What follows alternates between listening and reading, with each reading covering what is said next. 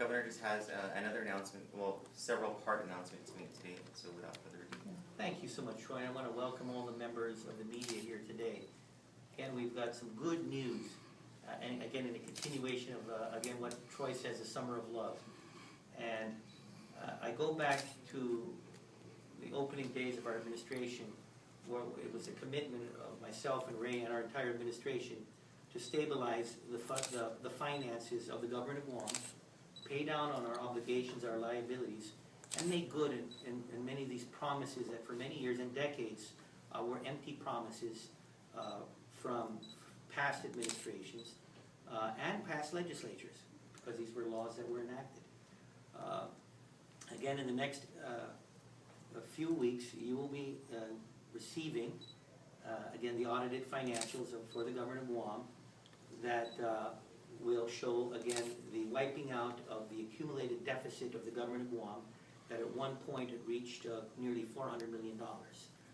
It will also show a positive outcome in terms of a surplus for fiscal year 2012. So with that, with the stabilization of the government of Guam finances and the elimination of the deficit, it now allows us to move on further steps. And these further steps mean eliminating some of these liabilities that are actually in our balance sheets, in our books. And what we will be doing with the signing of this executive order is we will be paying off these obligations, these liabilities in our balance sheet. Once that is done, it will further create a better picture of the financial health of the government of Guam, because our balance sheet will be cleaned up that much more. There are other provisions in this executive order that will also make good on some unfunded mandates from the past, promises made to our people and to our employees that were never acted upon. And again, these were unfunded mandates. It is our priority to make good on those mandates, and this is what we will accomplish with the signing of this executive order. I go by the tool given to me by the legislature and enacted in law, and that is in regards to the 2% reserve. And for many of you who have been covering the budgets, you understand that 2% reserve was to be used to pay down the deficit. Now, obviously, when the deficit is eliminated, that allows now, via statute, the ability and the authority for this governor to use that 2% reserve to make good in these obligations, to clean up our balance sheet, and to make good in promises that never were kept. And that is what I will be doing today with the signing of this executive order. I will be dedicating the FY 2013 2% reserve for number one, merit bonuses for line agencies and Department of Education, totaling $5 million. GMH increments totaling $1.5 million, and promised compensation for line agencies and Department of Education, totaling $3 million.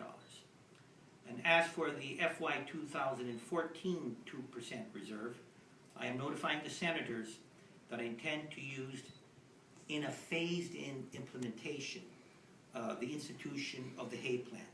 Now, I make mention this will be phased in. It's important that we track collections for 2014, and we make sure that everything is on target.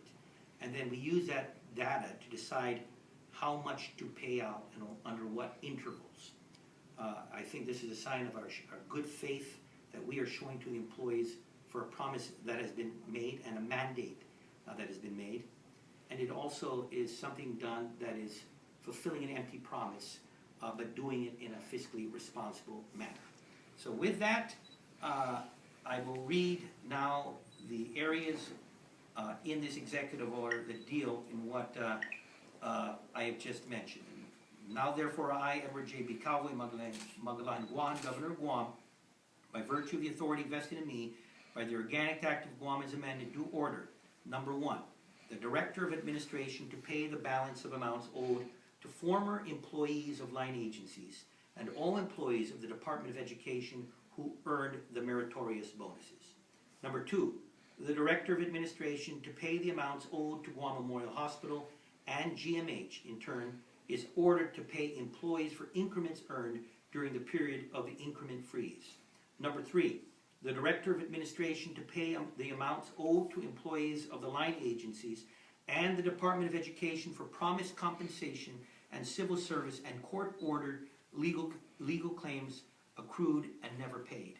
Number 4, notice hereby is given to Ilesatura of the administration's intent to utilize the revenues that would have been set aside for the 2% reserve in the fiscal year 2014 budget for the incremental and phased-in implementation of the Hay Plan beginning in fiscal year 2014.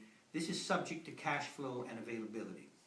Number 5, the Director of Administration shall begin preparing and making all necessary updates and adjustments to the Hay Plan for payment beginning in fiscal year 2014. And this is signed and promulgated in Agatni, Guam, this 6th day of June in 2013. And it's signed by Edward J.B. Calvo, Imagalahin Guahan, Governor of Guam. For the phased-in approach for the Hay Plan, what would the first phase be? And then that is to be determined. What we are looking at, again, is we have estimated on those 2% reserves and what those amounts mean. We are also going to measure those based on the collections coming in and how close they are to reality. And we have been very successful over the past 2 years in being very accurate in those revenue projections. But again, that will be determined as we move along in the actual collections of revenues and funds coming into the government.